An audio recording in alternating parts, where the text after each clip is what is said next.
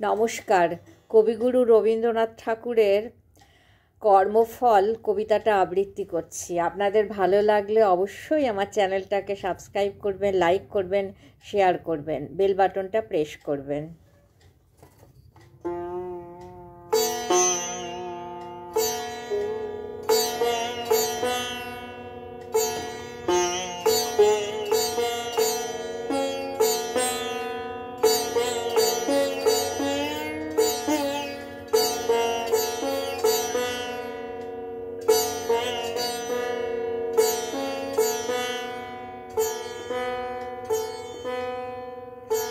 কর্মফল।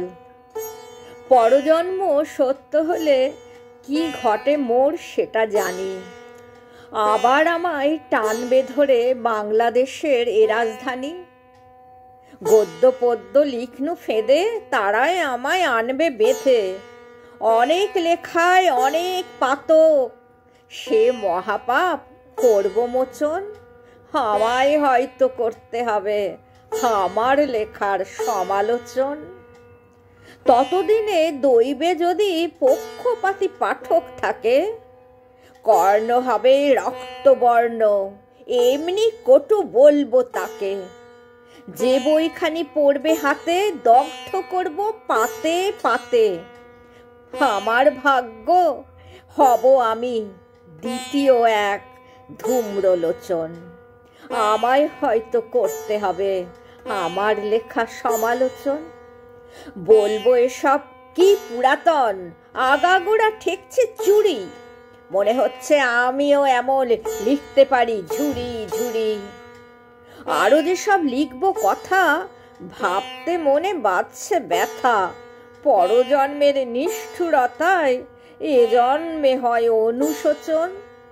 আমায় হয়তো করতে হবে আমার লেখা সমালোচন। তোমরা যাদের বাক্য হয় না আমার পক্ষে মুখরোচক, তোমরা যদি পুনর্জন্মে হও পুনর্বার সমালোচক, আমি আমায় পারবো গালি। তোমরা তখন ভাববে খালি কলম কষে বসে বসে প্রতিবাদের প্রতিবচন। আমায় হয়তো করতে হবে আমার লেখা সমালোচন। লিখব এনে কবি সভায় হংস মধ্যে বক যথা।